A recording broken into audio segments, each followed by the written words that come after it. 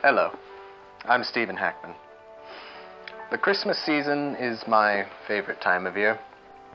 In our family, it is tradition to watch Scrooge as it was taken from Charles Dickens' A Christmas Carol, written in 1843. There are many versions of this film, but this one is my favorite, starring the acclaimed actor Alistaire Sim. He really seemed to capture the essence of the Charles Dickens classic so well. So why don't you and your families join me as we enjoy the latest entry into the Christmas Carol tradition? It is my great honor and pleasure to present to you Scrooge, the Humbug edition, a retelling of a timeless classic envisioned through the eyes of a sadistic maniac. So please, sit back and relax as we enjoy the ultimate rendition of my favorite Christmas time tale.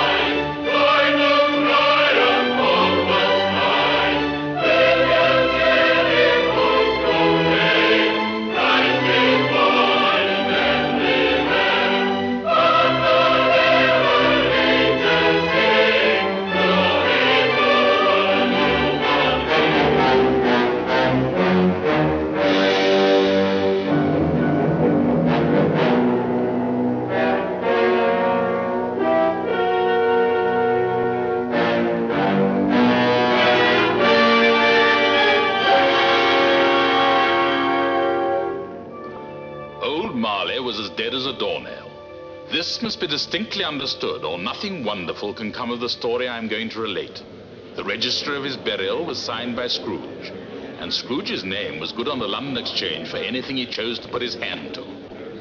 Ah, Mr. Scrooge. Your servant, sir. Are you off home to keep Christmas? I am not in the habit of keeping Christmas, sir. Then why are you leaving so early? Because, sir, Christmas is the habit of keeping men from doing business. Come, it's the nature of things that ants toil and grasshoppers sing and play, Mr. Scrooge. An ant is what it is, an ant is what it is, an ant is what it is, and a grasshopper is what it is, and a grasshopper is what it is. An ant is what it is, and a grasshopper is what it is. An ant is what it is, and a grasshopper is what it is.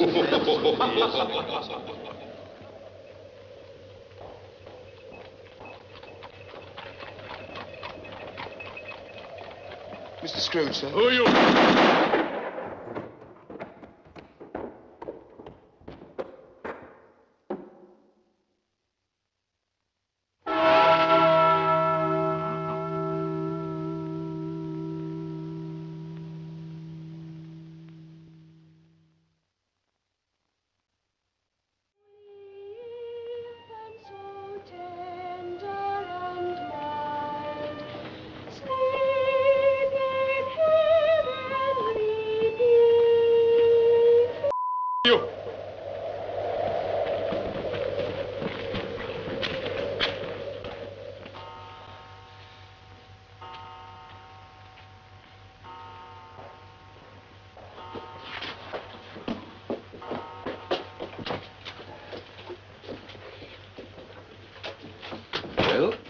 Have I the pleasure of addressing Mr. Scrooge or Mr. Marley? Mr. Marley has been dead these 7 years. In fact, he died 7 years ago this very day. Oh. Well, we have no doubt that his generosity is well represented by his surviving partner. At this festive season of the year, Mr. Scrooge, it is more than usually desirable that we should make some slight provision for the poor and destitute. Are there no prisons? Plenty of prisons. And the union workhouses, are they still in operation? They are. I wish I could say they were not. And the treadmill and the poor law, they're still in full vigor, I presume? Both very busy, sir. Oh, from what you said at first, I was afraid that something had happened to stop them in their useful course. I'm very glad to hear it. I don't think you quite understand us, sir. A few of us are endeavoring to raise a fund to buy the poor some meat and drink and means of warmth. Why? Because it is at Christmas time that want is most keenly felt and abundance rejoices. What can I put you down for? Nothing. You wish to be anonymous? I wish to be left alone. Since you ask me what I wish, sir, that is my answer. I help to support the establishments I have mentioned. Those who are badly off must go there. Many can't go there. And some would rather die. If they would rather die, they'd better do it and decrease the surplus population. Besides, it's not my business. No.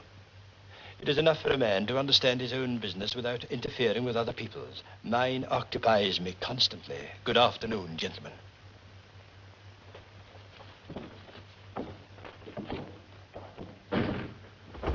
Who's that? Your nephew, Uncle. It's you, is it?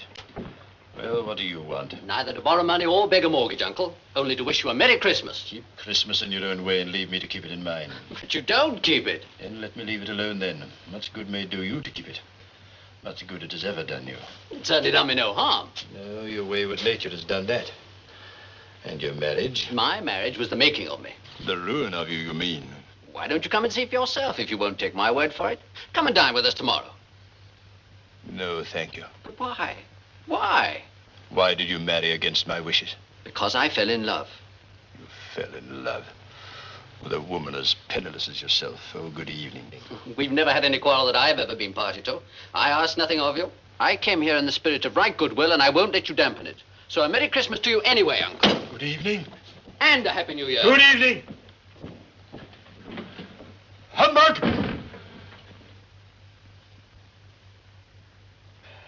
How is Mrs. Cratchit and all the small assorted Cratchits?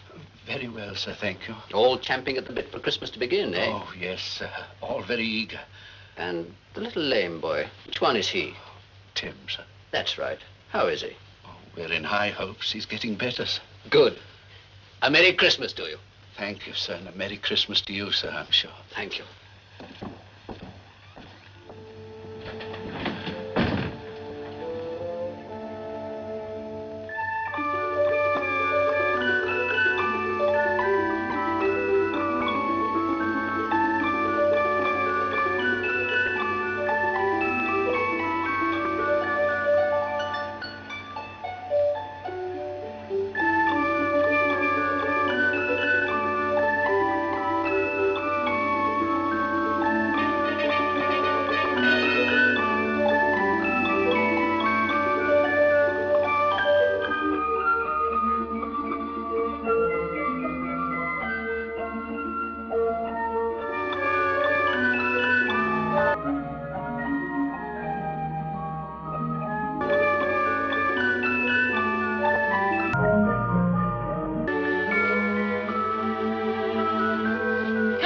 My dear, I've got the goose. Did you have a lovely time looking at all the wonderful things? Yes, thank you, Mama. Did you get a big goose? Yes, the biggest goose you ever did see. As big as you and as fat as a beetle.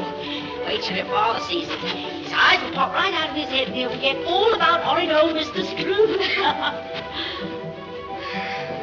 You're not feeling too tired, are you, dear? Not a bit, Mama. If your father was here, he'd carry you home on his shoulder. Yes, I love having a ride on his shoulder. Yes, but old Mr. Scrooge will keep him working in that cold little room just as late as he possibly can. Christmas Eve or no Christmas Eve, the old ogre.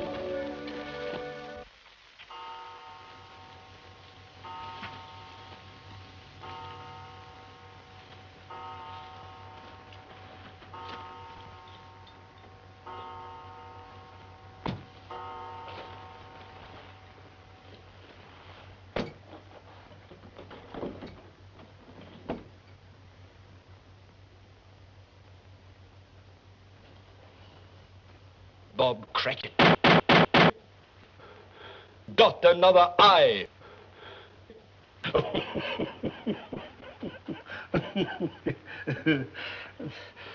I don't deserve to be so happy.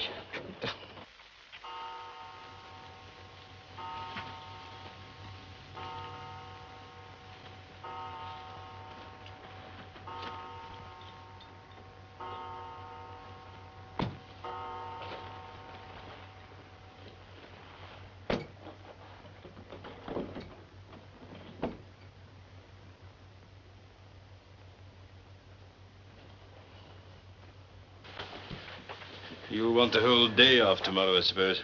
If quite convenient, sir. Not convenient. And it's not fair. If I stopped you half a crown for it, you'd think yourself ill-used, wouldn't you? But you don't think me ill-used if I pay a day's wages for no work, do you? It is only once a year, sir. It's a poor excuse for picking a man's pocket every 25th of December.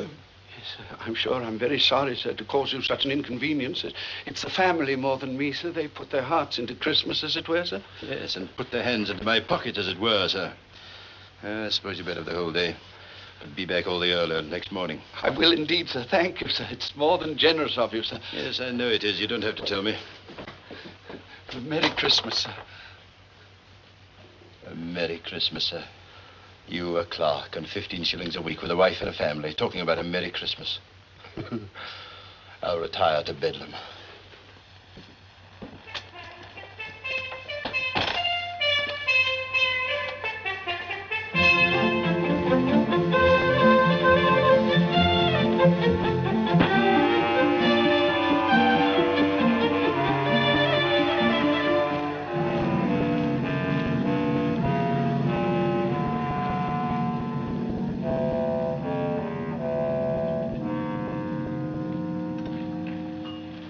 Waiter, Yes.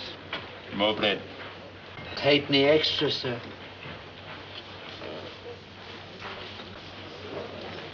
No more bread. Yes.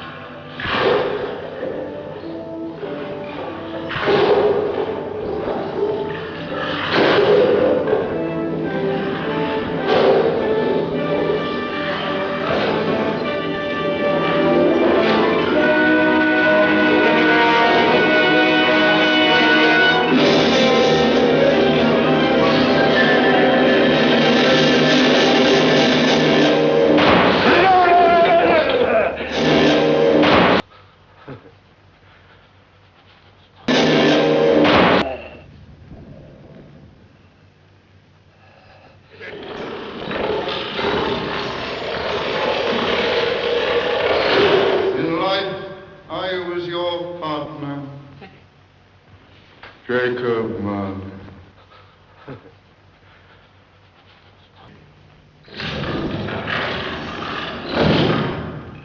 Much I can.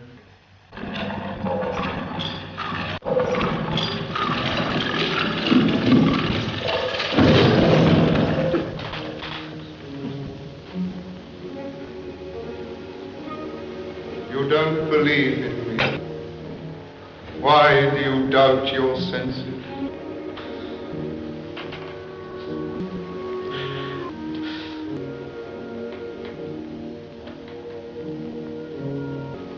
I do.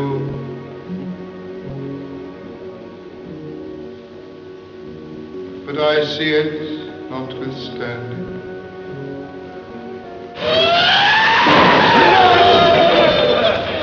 Man of the worldly mind, do you believe in me or not?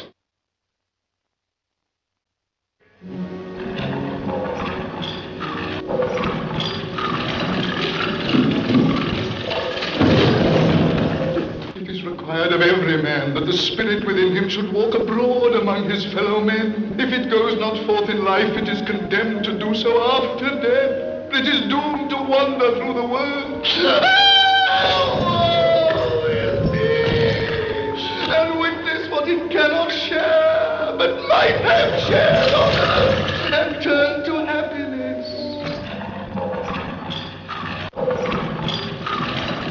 I wear the chain I forged in life, I made it, link by link, and yard by yard. I girded it on of my own free will, and of my own free will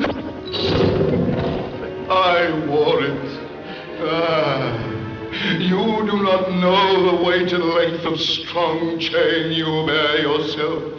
It was full as heavy and as long as this 7 Christmas Eves ago, and you have labored on it since. It is a ponderous chain. Mark me! In life my spirit never roved beyond the limits of our money-changing home. Now I am doomed to wander without rest or peace.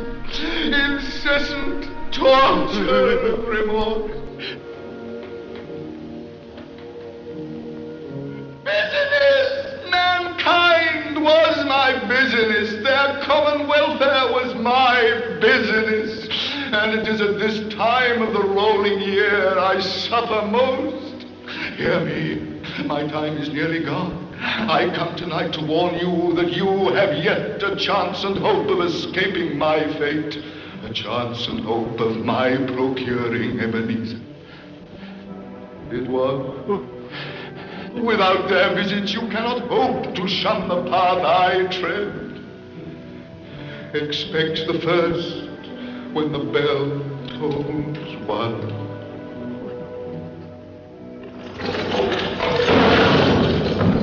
Look to see me no more.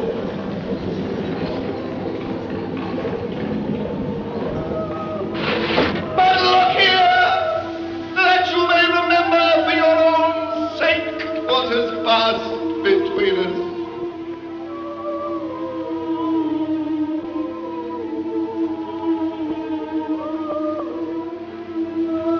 They seek to interfere for good in human matters and have lost their power forever.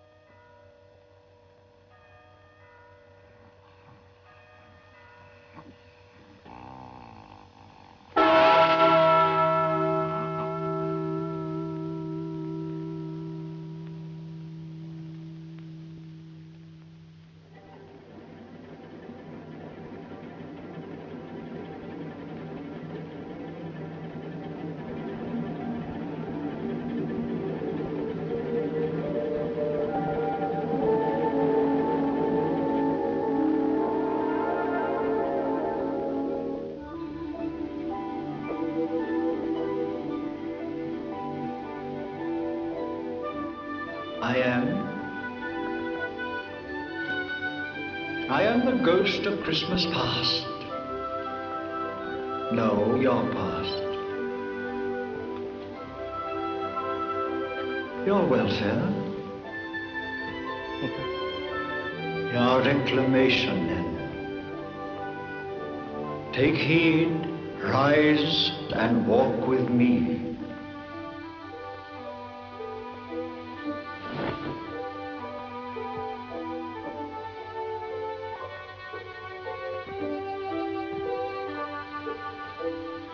Are you afraid?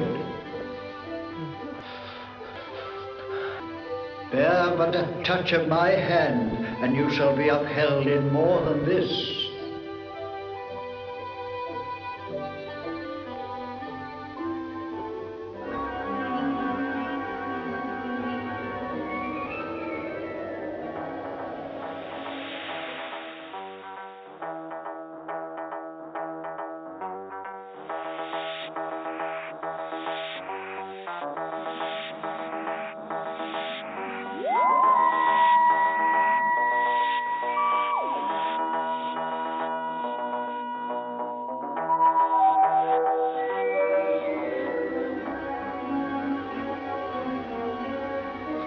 You know this place. They are but shades of the things that have been. They do not know we are here. Not quite deserted. A solitary boy, yourself, Ebenezer, forgotten by his friends, is left there still.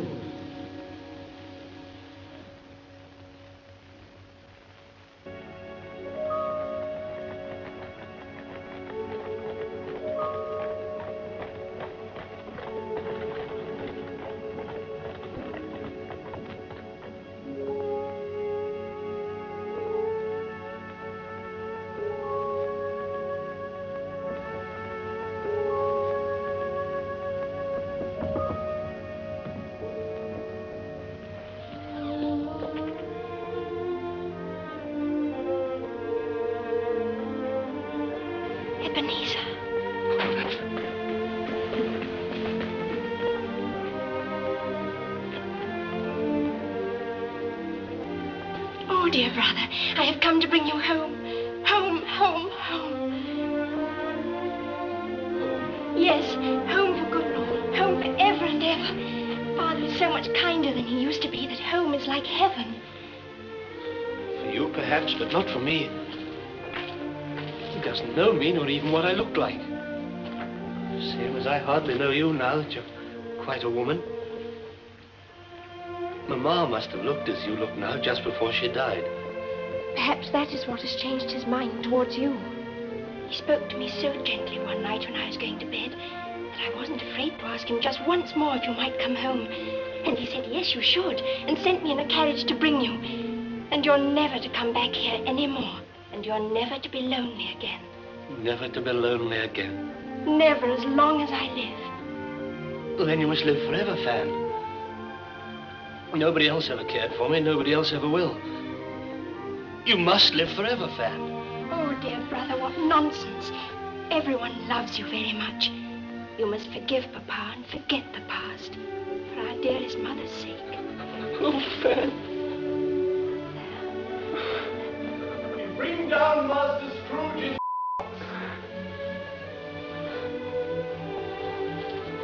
Our sister was always a delicate creature whom a breath might have withered, but she had a large heart.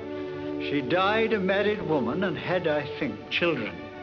True, your nephew. As your mother died, giving you life, for which your father never forgave you, as if you were to blame.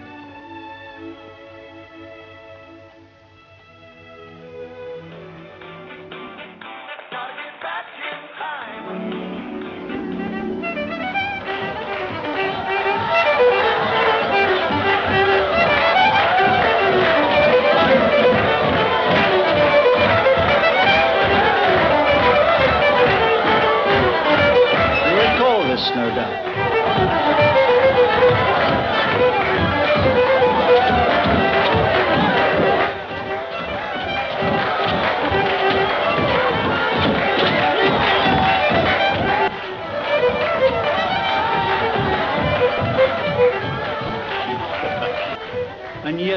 does this party cost him in your mortal money? 3 or 4 pounds at most. Is that so much that he deserves your praise? What's the matter? Something, I think. Turn and see yourself in love, Ebenezer Scrooge. It's only a shilling ring, Alice, but one day it'll be a gold one. When I'm rich enough. Oh, it's a beautiful ring. Oh, but I mustn't accept it. Why not? Because it's not good enough for you? Oh, no, no. Because I'm not rich enough for you. Oh, foolish of you. Of course not. But you're still so young. You may have a change of heart one day. Dearest Alice, if ever I have a change of heart towards you, it'll be because my heart has ceased to beat. And it makes no difference that I'm poor? I love you because you're poor, not proud and foolish. Will you always feel like that? As long as I live, longer, forever and ever. Then I accept your ring. Alice.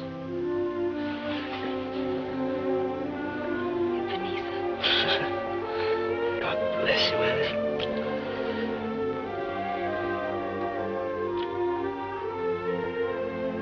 From now to eternity, we two are as one.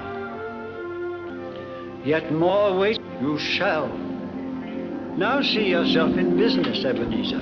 Come, Mr. Fezziwig. We're good friends, I think. Besides good men of business, we're men of vision and progress. Why don't you sell out while the going's good? You'll never get a better offer. This is the age of the machine and the factory and the vested interests. We small traders are old history, Mr. Fezziwig. Dodos. Yes, I dare say we are. And the offer is a very large one, I have to admit. But it's not just for money alone that one spends a lifetime building up a business, Mr. Jordan. Well, if it isn't, I'd like you to tell me what you do spend a lifetime building up a business for. It's to preserve a way of life that one knew and loved. No, I can't see my way to selling out to the new vested interests, Mr. Jorkin. I'll have to be loyal to the old ways and die out with them if needs must. Well, you know what they say about time and tide, Mr. Fezziwig? They wait for no one. There's more in life than money, sir. Oh, excuse me, Mr. Fezziwig, sir. Yes, my boy. The foreman would appreciate a word with you if you can spare the time, sir. Yes, of course. Excuse me a moment.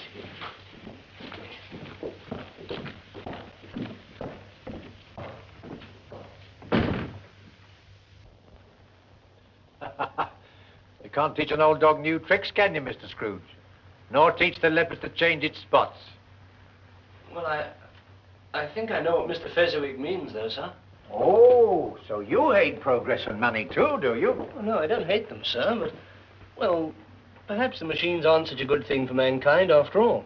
Sage and onions, my dear fella. Ha! Gammon and spinach. Why, suppose I told you you could get twice the salary old Fezziwig can afford to pay you, and advancement he can't afford to offer you, as a clerk in a new company. What would you say to that, eh? Well, I'd still say money wasn't everything, sir. Oh, well, if it ain't, I don't know what is. Come and see me someday anyway, young fella. You're smart and you're no fool. That's the kind of buck they're looking for these days.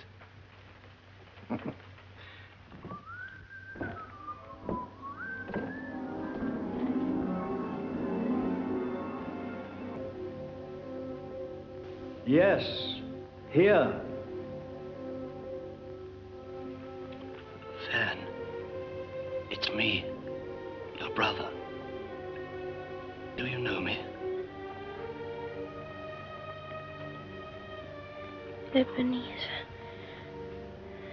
they sent for you. Promise me. Promise you what, Fan? I'll promise you anything, dearest. Only that there isn't going to be any need. You're going to get well again, Fan. No. You are. Dear God, you must. Fan, you can't die. Fan, you mustn't die. You're going to get well again, Fan. Fan, you're going to get well again.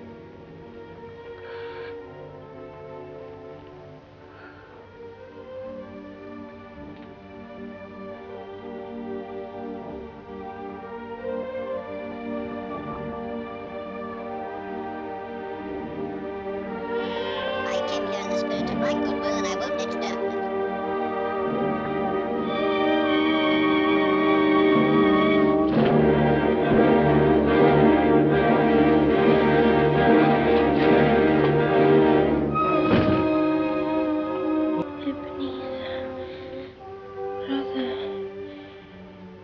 Ebenezer, promise me you'll take care of my boy. Promise me you'll take care of my...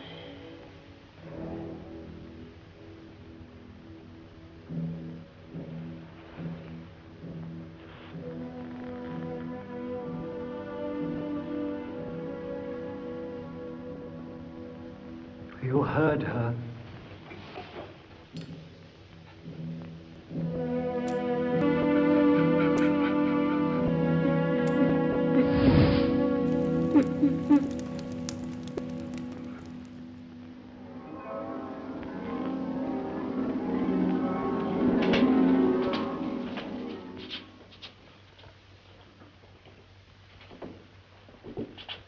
Well, there you are, me buck.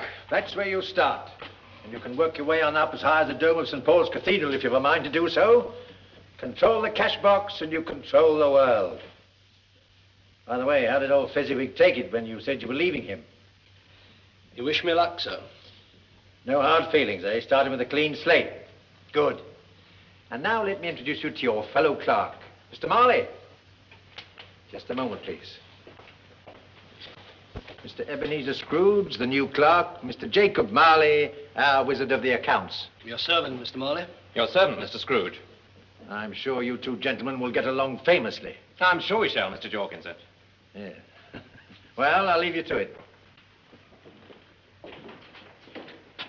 Thank you. The place no doubt seems new and strange to you. Somewhat. The world is on the verge of new and great changes, Mr. Scrooge. Some of them, of necessity, will be violent. Do you agree? Oh, I think the world's becoming a very hard and cruel place, Mr. Marley. One must steel oneself to survive it, not be crushed under with the weak and the infirm. I think we have many things in common, Mr. Scrooge. I hope so, Mr. Marley.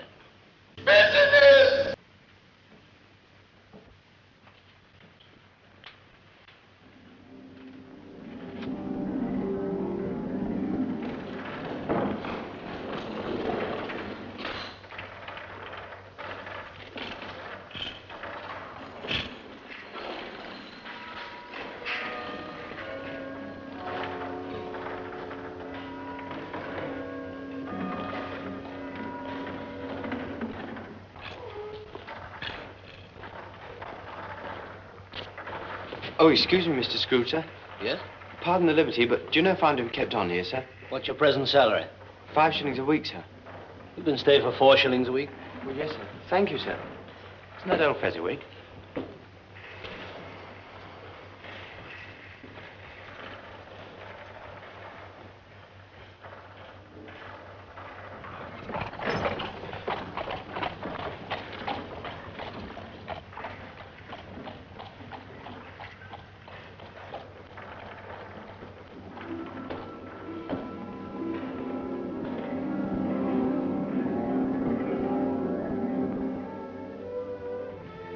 The same Alice you swore to love to all eternity, Ebenezer.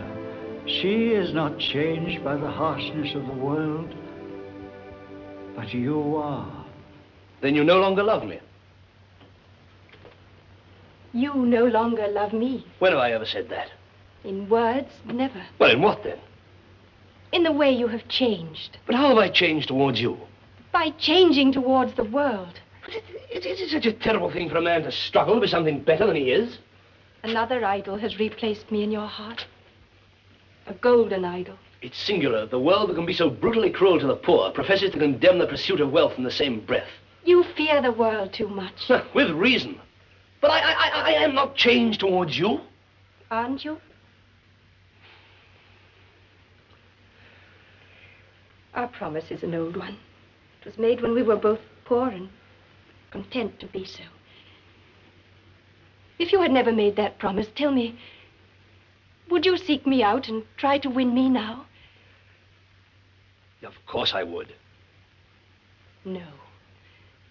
If you were free today, would you choose a darless girl with neither wealth nor social standing? You who now weigh everything by gain? It would bring you nothing but repentance and regret. That is why I released you. You know I'm right, then. I'm as proud of your conviction that you are. May you be happy in the life you have chosen. Thank you. I shall be. Goodbye. Thank you.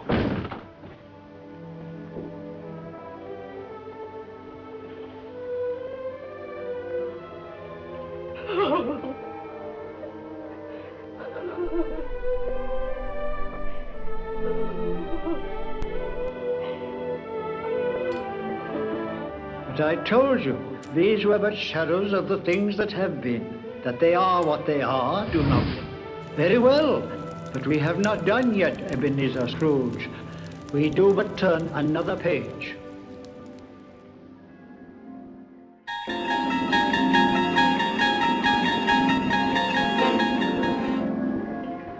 And as your business prospered, Ebenezer Scrooge, a golden idol took possession of your heart, as Alice said it would. May we hear those figures, Mr. Snedgrid, at your pleasure? Certainly, Mr. Groper.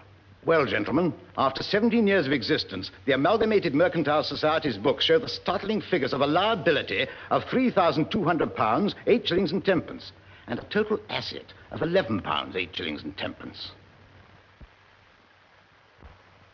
Well, at least the 10pences cancel each other out. How much of this is the company's capital? All of it, Mr. Rosebed. In short, sir, you're not only a bankrupt, you're an embezzler of the company's funds.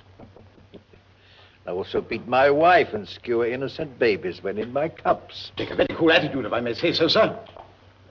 So do Mr. Scrooge and Mr. Marley. They're not facing prosecution for a capital offense. Oh, but gentlemen, it could have been any one of you. We're all cutthroats under this fancy linen, Mr. Snedrig. I must ask you to speak for yourself, Mr. Jorking. What would you gauge to prosecute me? All you'd get out of it is about £11 odd. And to pack me off to Botany Bay would be poor compensation for the panic that would arise among the shareholders. Panic, sir? Yes, panic. Would any of you gentlemen care to deny that if this juicy little scandal leaked out now, the annual shareholders' meeting would resemble an orchestra of scorched cats? Result? Bankruptcy all round. Strike that speech out of the minutes. Yes, sir. Mr. Joking doesn't exaggerate the imprudence of allowing his misdemeanors to be made public. Are you in sympathy with Mr. Jorkin by any chance, Mr. Scrooge? Not, I confess, with his methods. But Mr. Marley and I have a proposition to make to the representatives of the company, which might solve some of the difficulties to our general advantage. The devil you have. You want to watch these two fellas, you know. They'd skin Jack Ketch alive and he'd never know they'd done it. Strike that speech out of the minutes. Yes, sir. Can we hear the proposition? Shall I be spokesman? Mr. Marley and myself are prepared to make good out of our own private resources the sum of money appropriated by Mr. Joking.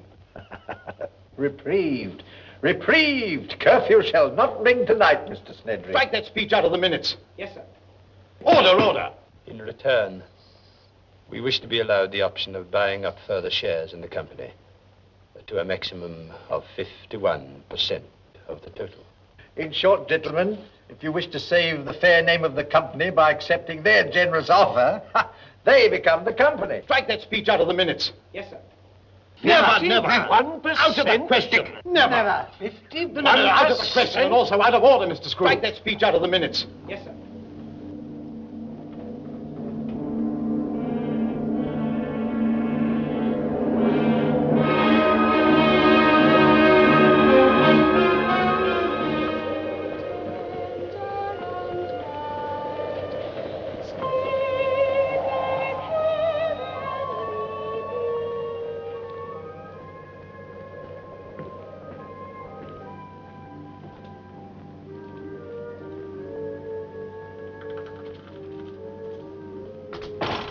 Pardon me, if you can find the place too.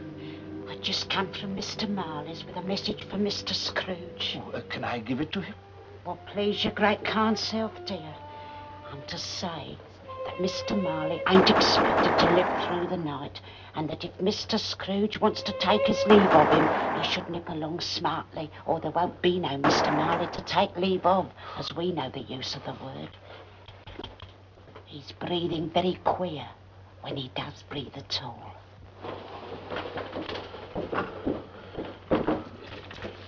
Excuse me, Mr. Scrooge, sir. I'm busy. It's about Mr. Marley. He's dying, sir. Well, what can I do about it? If he's dying, he's dying. Well, the message was for you to go at once, sir. It is now 5:15. The business of the office is not yet finished. I shall go when the office is closed. At 7 o'clock.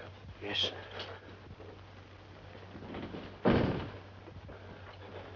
He'll come at 7.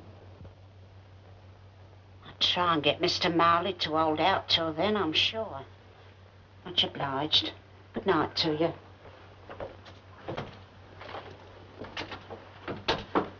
And a Merry Christmas, if it ain't out to keep him with the situation. Thank you. The same to you.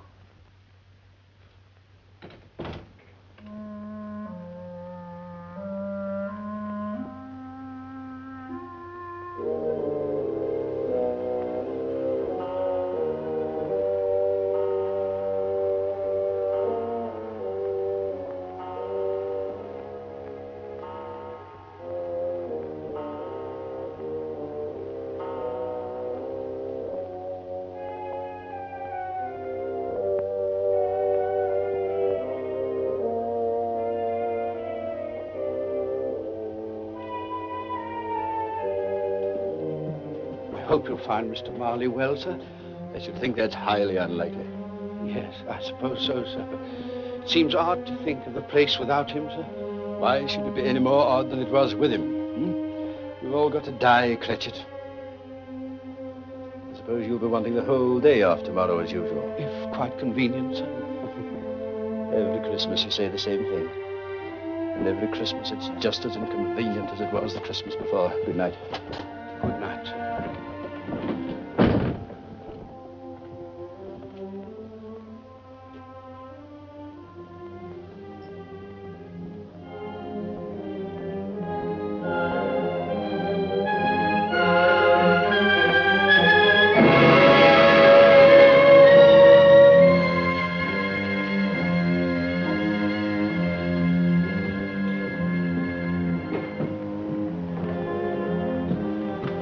The doctor?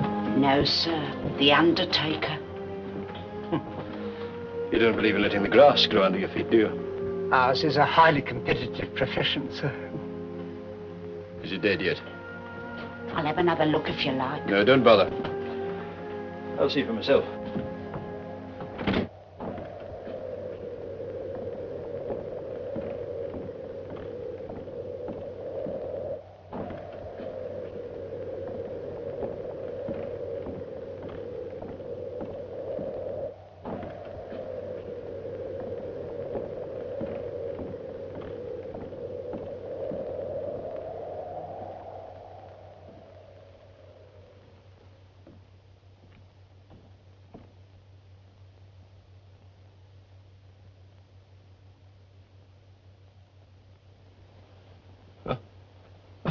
Jacob?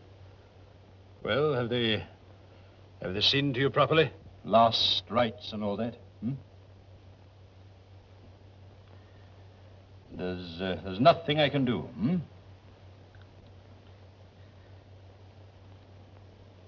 Oh? What, particularly? Well, there's still time. Time? Time for what?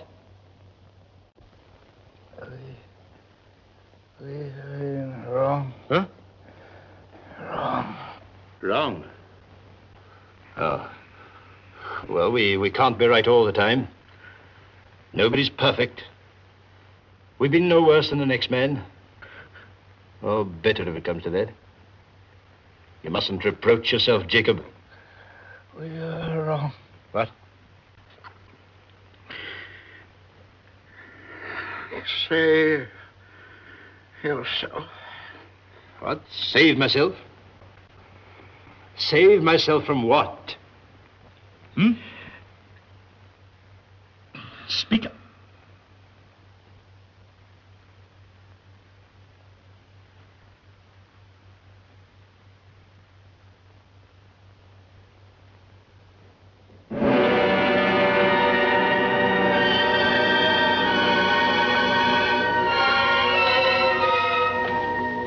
Is he dead?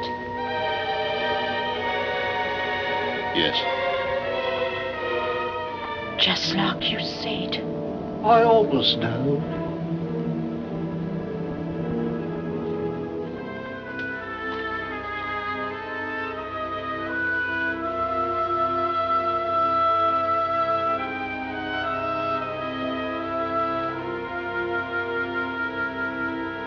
One shadow.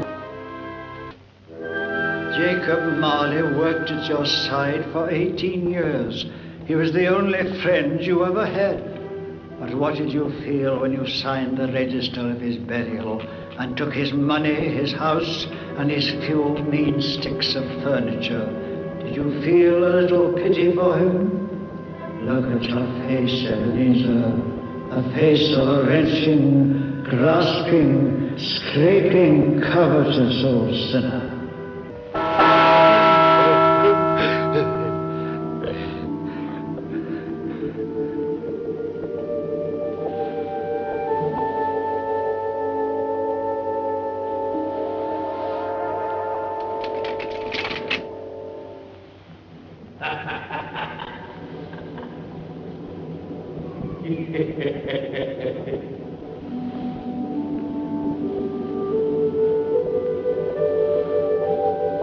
Come in, Ebenezer Scrooge.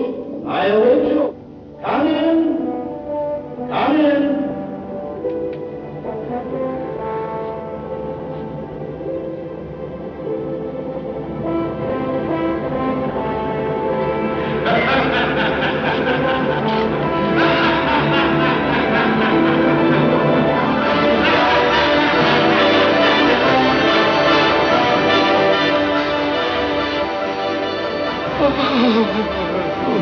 Ebenezer, come in.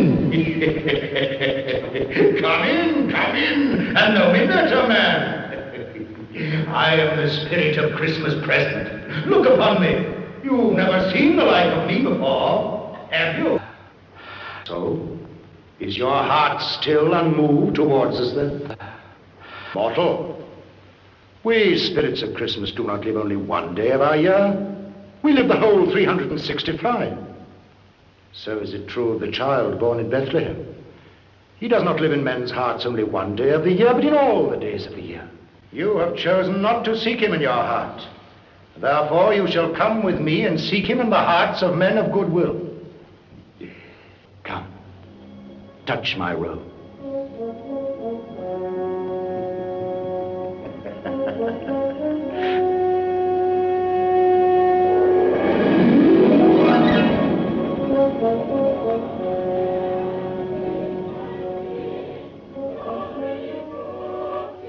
A place where miners live, who labor in the bowels of the earth. But they know me.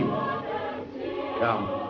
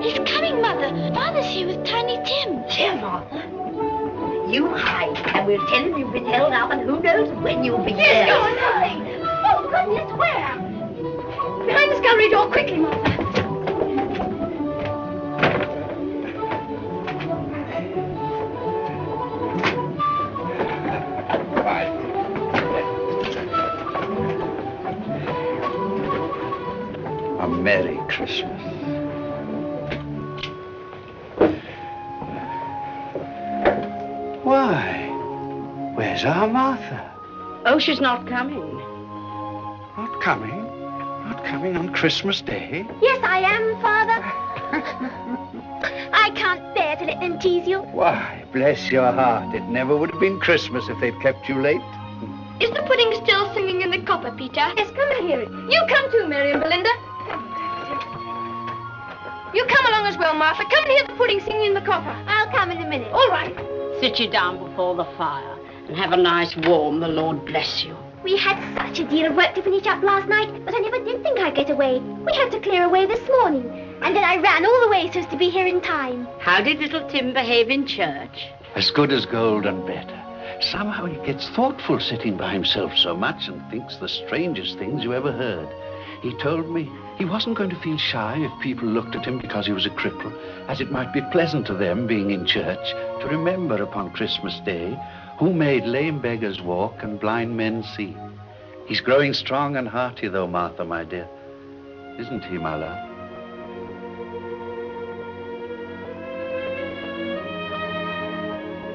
I see a vacant seat in the poor chimney corner, and a crutch without an owner carefully preserved.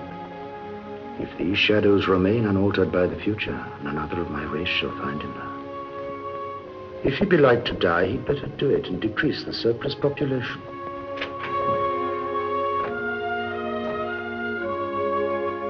Well, my little cock sparrow, here's your own stool by the fire, all ready for you.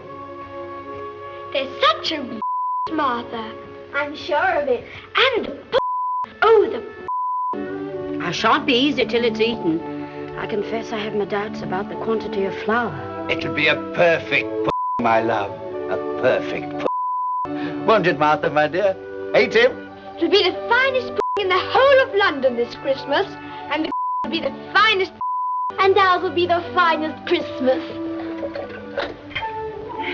Here's the punch, all steaming hot. No, Take your turn, one and all, if you please. There's enough for one toast now and another after that. Oh, there, bravo. There's bounty for you. I declare, I'd like to know how many families of our acquaintance could boast 2 rounds of the best gin punch.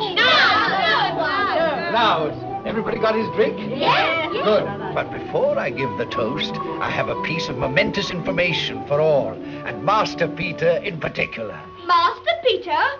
Why, that's you, Peter. What is it, Father? Tell us. Master Peter, now grown to full estate and dignity, a son of the house, and looking every inch the grand fellow he is in one of my own collars.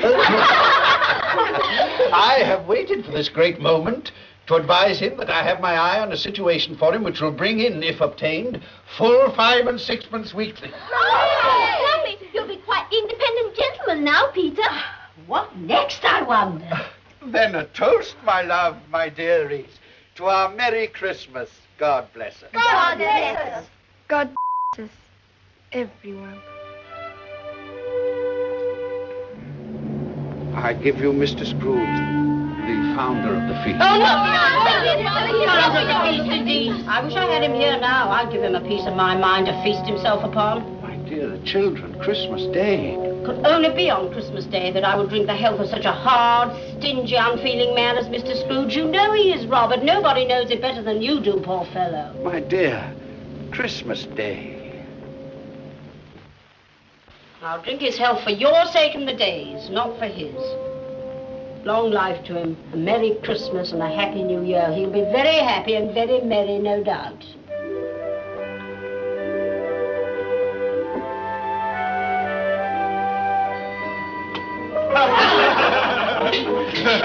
He said that Christmas was humbug, and he believed it, too. I told him so.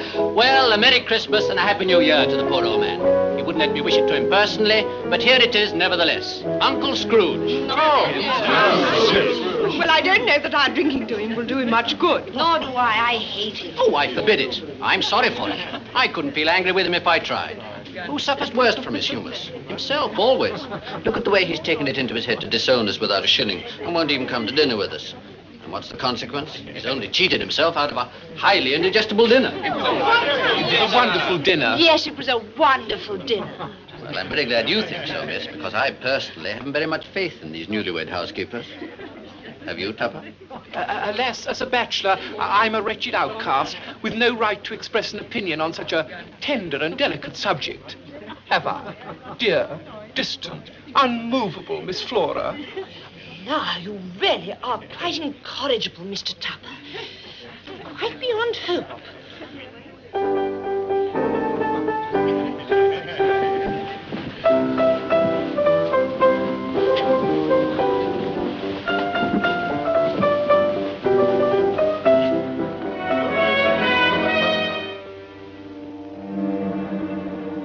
My time with you, Ebenezer, is almost done.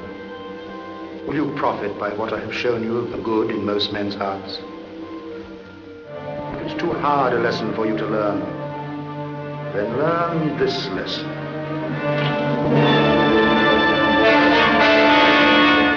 They are man's. They cling to me for protection from their fetters.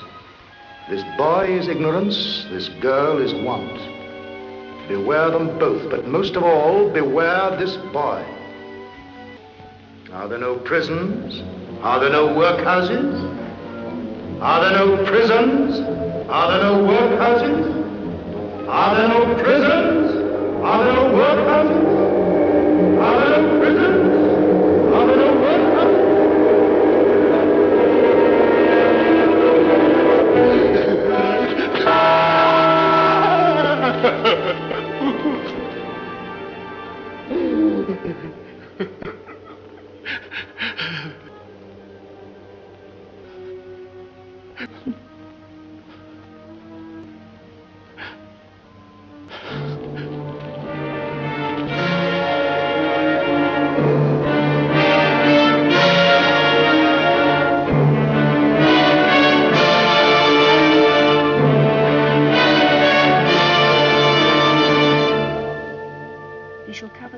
Feathers, and under his wings thou shalt trust.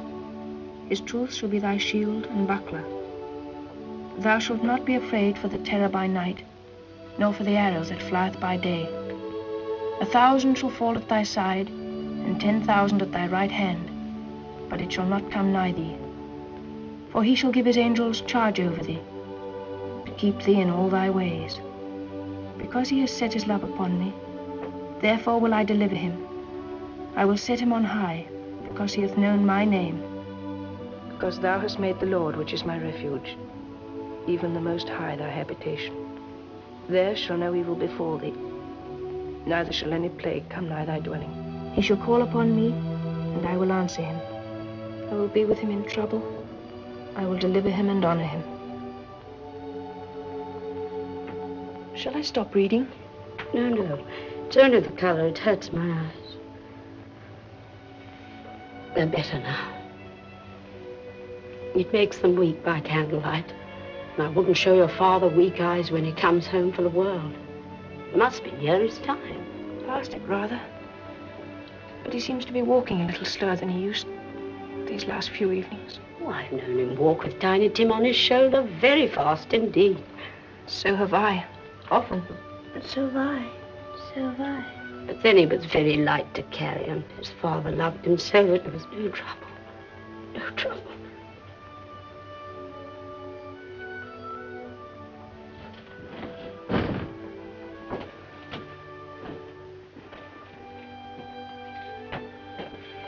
I'm a little late, my dear. Please forgive me. You must be cold and tired. Sit near the fire. No, I'm very content, my dear. Very content. I went to see the place where he will rest. It's sheltered by green trees, my dear, and very quiet and still. It was strange, but as I stood there, I felt his hand slip in mine as if he was standing beside me and comforting me. I felt very peaceful, my dear. He was telling me, you see, in his own little way, that he's happy. Truly happy now, and that we must cease to grieve for him and try to be happy too.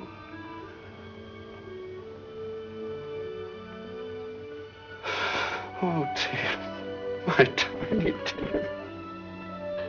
Oh, Robert, my poor Robert.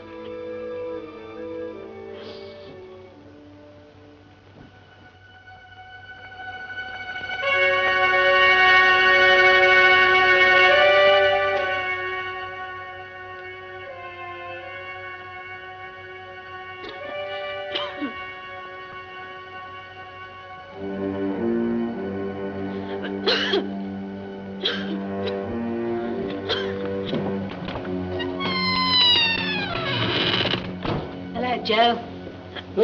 Oh, Joe. Hey. Well, come on. No, let the laundress go first. No, dear, you was here first. After you, I'm sure. Oh, look, old Joe, he's a chance. If a child lady and the laundress and the undertaker haven't all met here at the same time without meaning it. Well, you couldn't have met in a better place. Let's go into the parlour. You were made free a bit long ago, eh? And the other two aren't strangers. Oh, wait a minute, just shut the door of the shop, eh? Just shut the door of the shop. Oh, it creaks. There's not a rusted piece of metal in the place like its own hinges. And I'm sure there are no old bones here like mine. We're all suitable to our calling, eh? We're all well met. Come into the parlour. Eh? Come into the parlour. Who goes first? What odds now we're all met at the once? Everyone's got a right to take care of themselves, he always did. Oh, that's true enough. No one more so. Why, then, don't stand staring as if you was afraid, woman. Who's the wiser? We're not going to pick holes in each other's coats, I suppose. No, indeed. Oh, we hope not. Very well, then. Who's the worse for the loss of a few things like these? Not a dead man, I suppose. No, indeed. If he wanted to keep him after he was dead, why wasn't he amiable in his lifetime? If he had been, he'd have had somebody with him when he was struck with death, instead of lying gasping out his last there alone by himself. Yeah, there never was a truer word spoke. It was a judgment on him. I wish it was a little heavier one, and it would have been if I could have laid my hands on anything else. We knew pretty well we was helping ourselves before we come here, I believe. It's no sin. Open the bundle, Joe. No, I'll go first. Just to show we all got trust in one another. It's very polite of you, I do grant, I'm sure.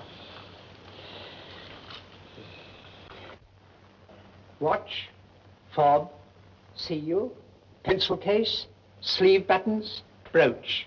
Yes. 8 shillings this lot, and I wouldn't give you another 6pence. Not if I was boiled for life for not doing it. Who's next? Always the lady, dear. I shall have to insist you all stop and watch mine, now that we're so open and above with each other. 2 sheets, 2 towels, shirt, teaspoons, 2 silver, sugar tongs, boots assorted, poor. Yeah, 17 and 6. I always give too much to a lady. It's a weakness of mine. That's how I come to ruin myself. Yeah, if you asked for another penny, made it an open question, I'd regret my liberality. Knock off half a crown. Now open my bundle, Joe. Come on, what's in it? Ah, hey? You wait and see. Yeah. Bed curtains. Bed curtains? Ah, bed curtains. What do you would say you took these down, rings and all, and him lying there? Yes, I do. Why not? You was born to make a fortune, ma'am, and you certainly will. I certainly won't hold back my hand when I can get something in it. For the sake of such a man as he was, I promise you, Joe. At least his blankets, too. Whose else do you think? He ain't likely to take cold without him, I dare say. He didn't die of anything catching, did Oh, he? don't you be afraid of that. I wasn't too fond of his company. I'd loiter about him for such things if he did. And you can look through that till your eyes ache and you won't find a hole in it. It's the best one he had, and a fine one, too. They'd have wasted it if it hadn't been for me. What do you mean, wasted it? Well, they'd have buried him in it, of course. But I took it off of him again, as if calico ain't good enough for burying. Anyway, it's just as becoming to the body. He couldn't have looked uglier than what he did in this one. It's poetic justice. He frightened everybody away from him when he was alive, and now he benefits us when he's dead.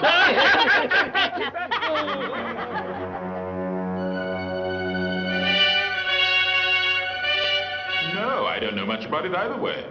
I only know he's dead. When did he die? Last night, I believe. What was the matter with him? I thought he'd never die. So did he, I dare say. What's he done with all his money? Left it to his company. Where else? He didn't leave it to me. That's all I know. Well, the funeral won't cost much, that's certain. Upon my soul, I can't think of anyone who'll go to it. I don't mind going, if there's a luncheon provided. But I must be fed, or else I stay at home.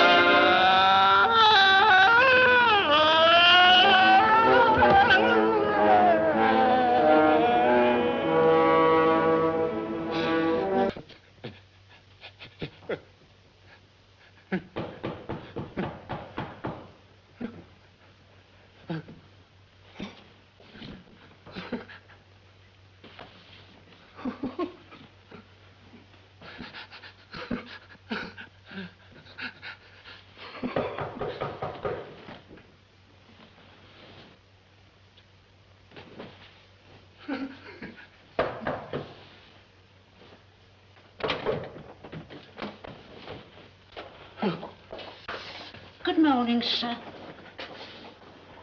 Tell me, what day is it? What day? What's Christmas Day, of course, Christmas sir? Day, Christmas Day, Christmas Day. Then I haven't missed it. The spirits must have done everything in one night. Of course, they can do anything, can't they? Of course they can.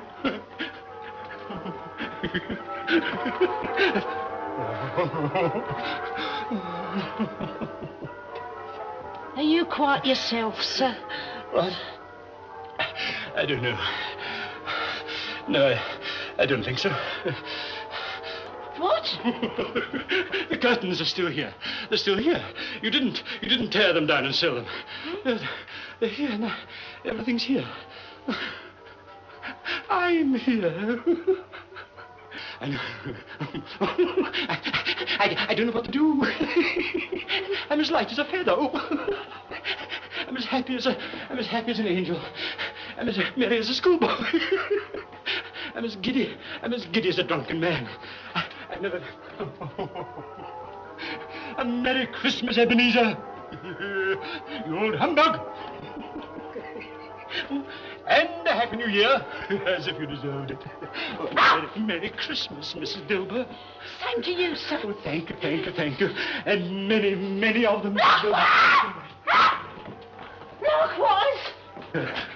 Yes. Look, Mrs. Dilber, there's the corner where the spirit of Christmas present sat. And there's the door where Jacob Marley's ghost came through. And there's the window where I saw the wandering spirit. It's right, it's true, it all happened. I don't know what day of the month it is. I don't know how long I've been amongst the spirits. I don't know anything. I never did know anything. But now I know that I don't know anything. I don't know anything. I never did know anything. But now I know that I don't know. All on the Christmas morning. I must stand on my head.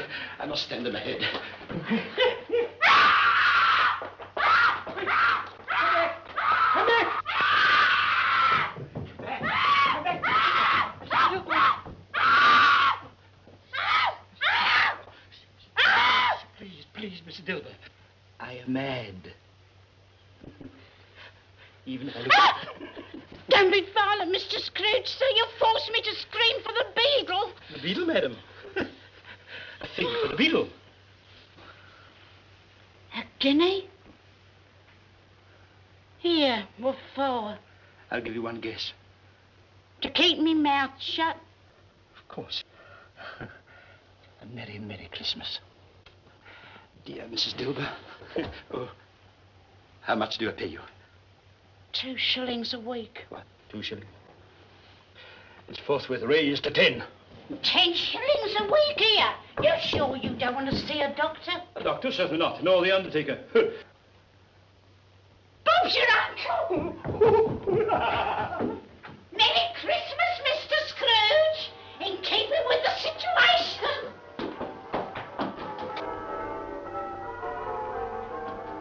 The bells. Oh, merry, merry bells.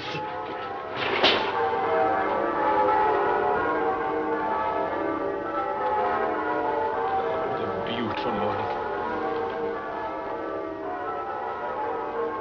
Hello there, hello, you boy, you. Who, me? Yes, you. Do you know the butcher's in the next street but one? I should hope so.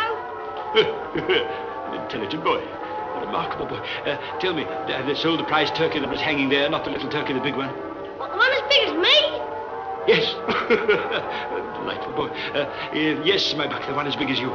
It's hanging there still. Is it? Very well, then, go and buy it. Whoa, cur. No, wait a minute. I'm in earnest. Tell the butcher to bring it here, and I'll give him the name of the party he's to send it to. An enchanting boy. I'll send it to Bob Cratchit. That's what I'll do. He'll never dream where it came from. None of us here must have a label. Label. It's twice the size of Tiny Tim. Mr. Robert Cratchit, 2 Porter Street, Camden Town. That's you, Robert. Leastways, there's no one else I know of. I think I know who sent it. Who? Mr. Scrooge. Oh, dear, whatever made you think it might be him? just think it. What would make Mr. Scrooge take such leave of his senses suddenly?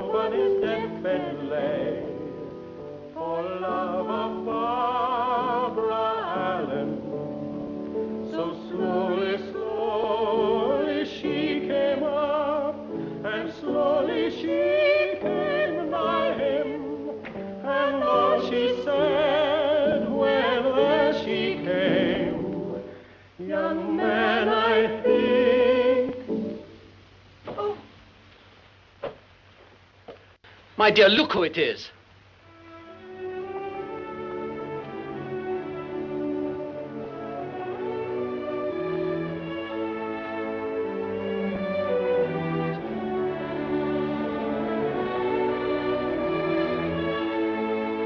Bless you, dear uncle.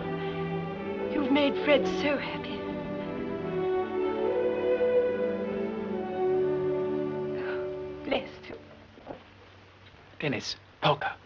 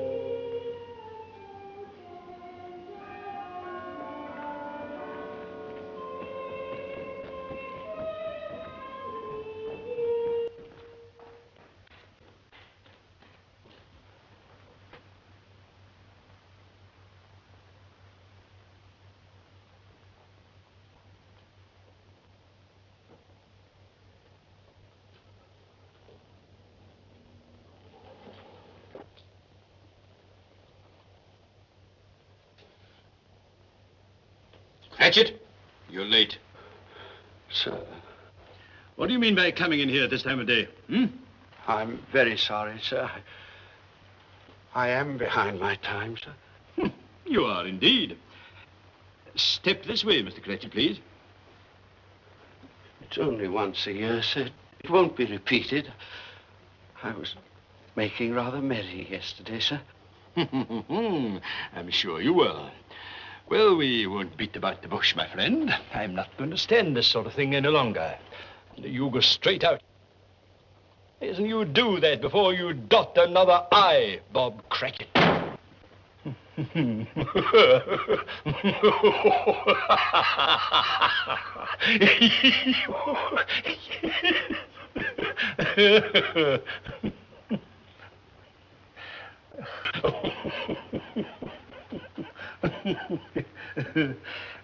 I don't deserve to be so happy. I can't help it. I just can't help it.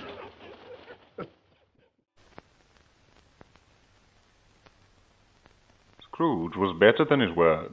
He became as grouchy a friend, as rude a master, and as bad a man as the good old city ever knew.